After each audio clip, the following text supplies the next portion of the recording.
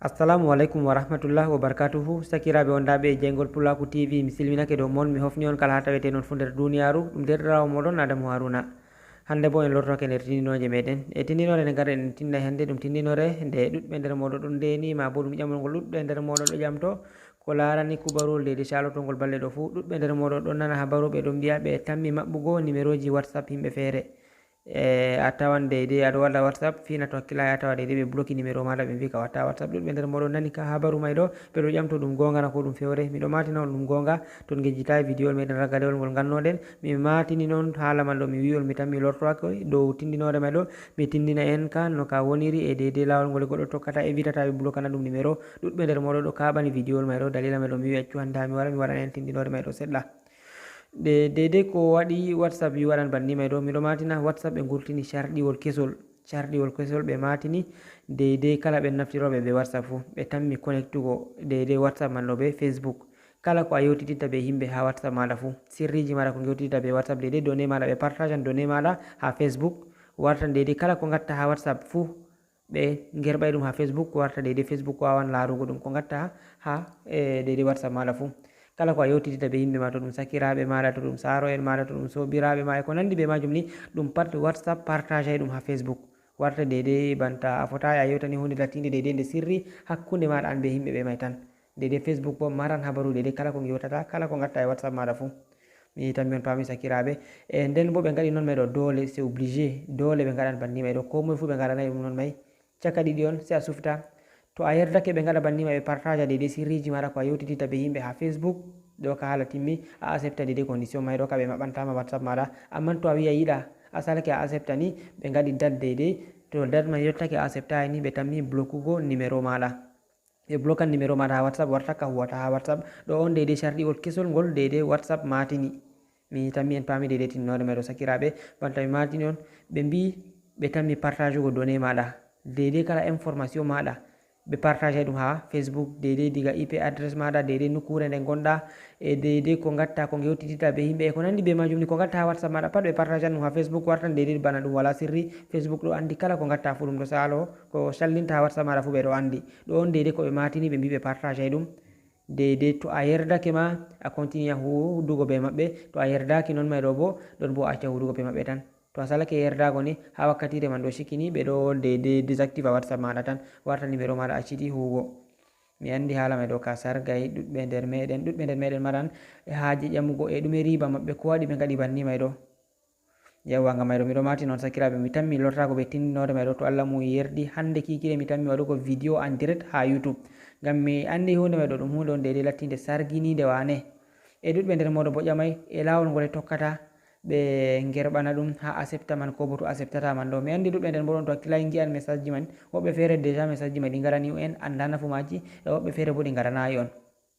Nda banta gi'oton on sera mon dow écran téléphone moɗon ɗo, nda on dari banta message on gi'ata ɗo, ɗum message je ɓe germanta himɓe yake feere a connectan fajira tan a wara a tawa deydey message man ɗo. To a jangi message may, ɗuɗɓe nder meɗen to message ji garani en ha WhatsApp ɗo banni tan jangataɗi, ɗo accepta ko ɗo anila, isin may ɗo hani moy fu janga ɗum fama ɗum ɗume jum ɓe mbi. To a yi message banni ba lari ɗo ko nde bindi may ɓurtaki boɗɗum, ɗum ko larani hala deydey ɓe mbi ɓe connectan ɓe partage an donné maɗa je WhatsApp yahugo e Facebook. A lara a yerdake na a yerdaki, to a yerdake ma a waɗa accepté, ma bo a agree a accepti kenan. Hala timmiɗo kam ɓe ndingay partage ugo deydey donné maɗa ha Facebook.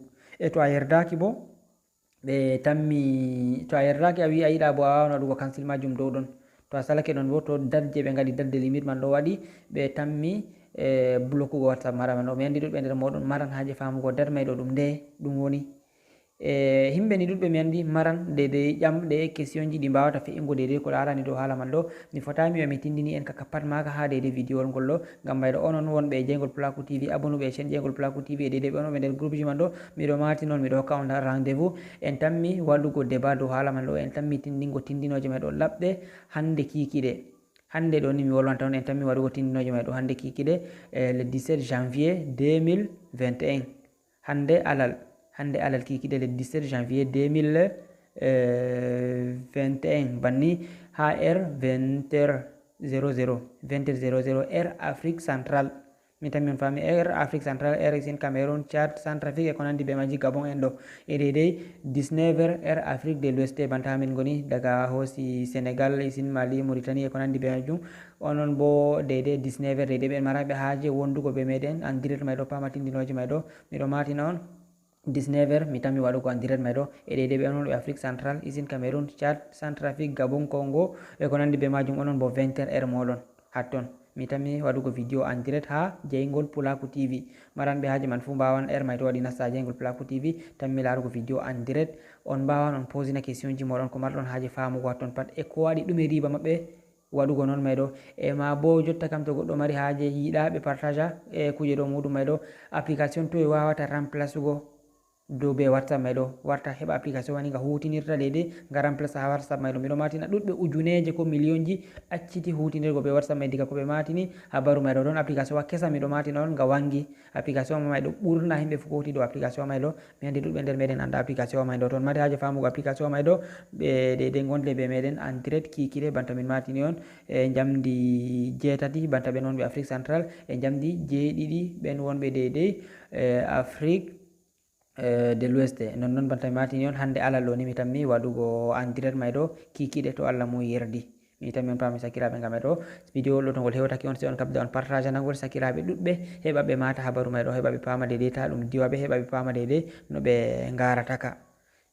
tammi on pami sakiraɓe ɗum derɗirawo moɗon Adamu Haruna deydey ɓen maranɓe haaje deydey ƴamtago hunde feere dow haala man ɗo bo on mbawa madugomi dow numéro am ka numéro haka WhatsApp numéro haka Sénégal e on mbawa madugomi dow maka mi wawan tindingo on deydey dow majum. e noon tangue jite ko larani haala en direct may en mbi 20h mi tammi yerɓango on lien deydey vidéo en direct to mi fuɗɗi ɗum may ɗo ha deydey ɓen wonɓe nder groupe ji ɗi jeygol Pulaku TV e hamɓe bo ɓe mbawan ɓe partage lien man heɓa no sakiraɓe ɗuɗɓe deydey jalɗiri e en direct may. on jarama sakiraɓe ɗum derɗirawo moɗon Adamu Haruna sey to en potti kikiɗe. Wassalamu aleykum.